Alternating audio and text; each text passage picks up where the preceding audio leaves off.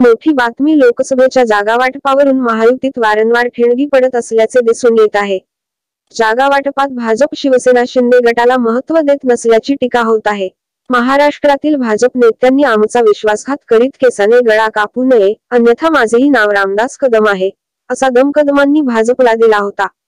यावर उपमुख्यमंत्री देवेंद्र फडणवीसांनी कदमांना गांभीर्याने घेण्याची काही गरज नसल्याचे विधान करून आम्हीच एकनाथ शिंदेंना मुख्यमंत्री केले, याकडे लक्ष वेधले.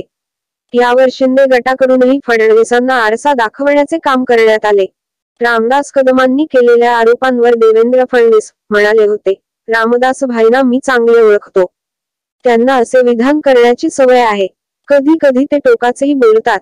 मात्र त्यांनी हे लक्षात घेतले पाहिजे की भाजपने शिवसेनेचा सन्मानच केलेला आहे. आम्ही 105 आहोत तरी देखील एकनाथ शिंदेंना मुख्यमंत्री केले. शिंदे यांना मुख्यमंत्री म्हणून आमचे समर्थन आहे. महायुतीतील सर्व पक्षांना सन्मान देऊनच निवडणुकांना सामोरे चाललो आहोत.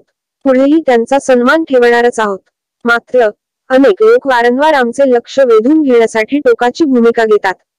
आमच्यासारख्या मोठ्या आणि मॅच्युअर लोकांनी त्यांना गंभीरतेने घेऊ नये. फडणवीसांच्या या विधानाचा शिरसाटांनी चांगलाच समाचार घेतला आहे. ते म्हणाले, भाजपचे यापूर्वीही 105 आमदार होते. त्यावेळी ते विरोधात बसत होते. मात्र एकनाथ शिंदे यांनी शिवसेनेत उठाव केला आणि भाजप सत्तेत बसले. शिंदेंनी धाडस केले नसते तर भाजपच्या 105 जणांनाही विरोधातच बसावे लागले असते. त्यामुळे शिंदे यांच्यामुळे भाजप सत्तेत आहेत आणि भाजपमुळेच शिंदे सत्तेत आहेत. दोन्ही बाजू तितक्याच खऱ्या आहेत. त्यामुळे आता कोणीही श्रेय लाटण्याचा प्रयत्न करू नये, असे शिरसाट यांनी फडणवीसांना प्रत्युत्तर दिले आहे. दरम्यान महायुतीतील भाजप शिवसेनेत लोकसभेच्या जागावाटपांवर एकमत होत नसल्याचे दिसत नाही. जोपर्यंत जागावाटपाचा फॉर्म्युला ठरत नाही तोपर्यंत भाजप, शिवसेना, राष्ट्रवादी काँग्रेसमध्ये धुसफूस पाहायला मिळण्याची शक्यता आहे.